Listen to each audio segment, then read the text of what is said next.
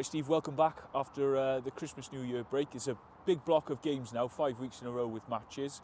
What's the messaging been like for the girls on this first week back?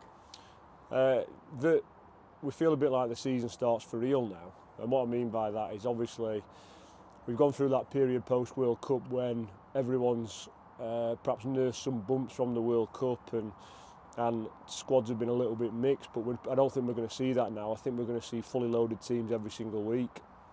And we expected that to be the way the season would pan out, so in some ways it becomes really exciting now, and over the next 5 weeks we're probably going to get a real sense for where we actually are.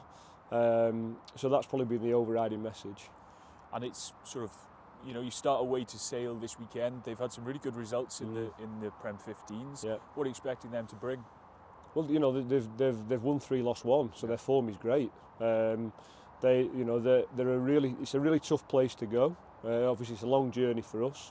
They've got a bit of northern grit about them, all right, which obviously makes it a little bit more challenging. And one thing they always do really well, I feel, is they're really good at winning territory battles. On the occasions that they do lose, they very, very rarely lose heavily, because they have this ability to put you in areas of the field where it becomes more and more challenging for you to score. And I felt that last year, and I feel it this year as well.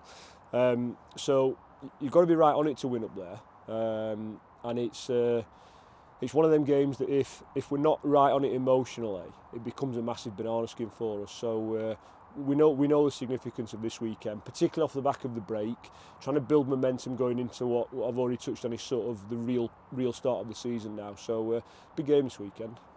I'd like to talk a little bit about the kind of forward pack that you've built here at the Chiefs. Yeah.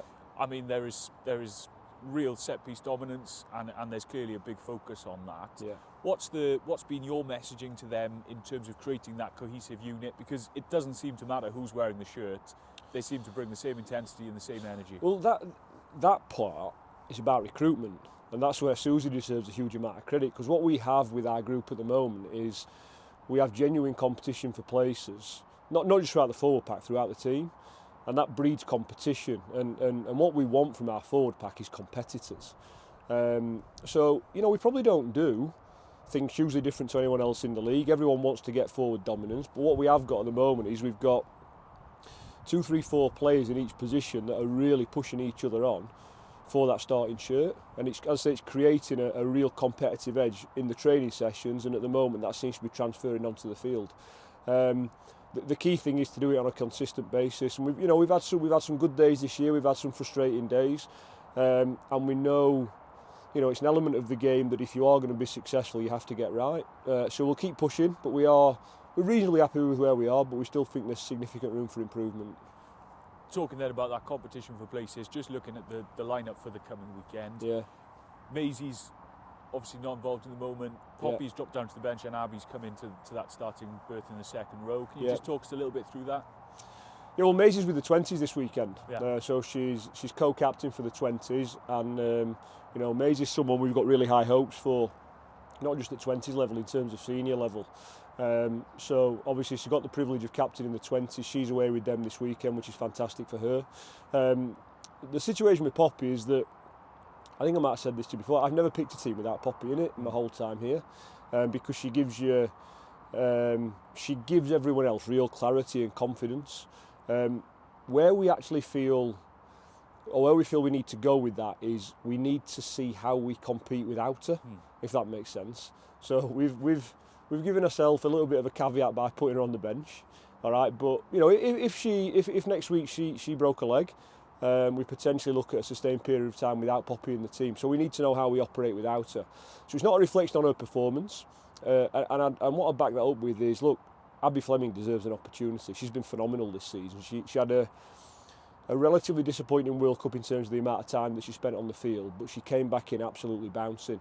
And she's been consistently excellent off the bench and fully deserves an opportunity this weekend. But as I said, that's not just relevant to that one position, it's relevant to every position. I said not just in the forward pack, the whole team. So the fact that we feel we can make those slight tweaks and changes, again, comes back to the quality of the squad.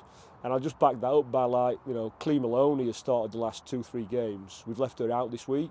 Doesn't weaken us necessarily, because obviously Clara comes onto the bench, Emily comes into the team. We've got 3 exceptional hookers. We've got, so the competition for places is just immense throughout, and that, as I said, is driving that real competitive edge. Fantastic. Well, best of luck this weekend. Safe travels up to Salem, and we'll catch up with you soon. Cheers, pal.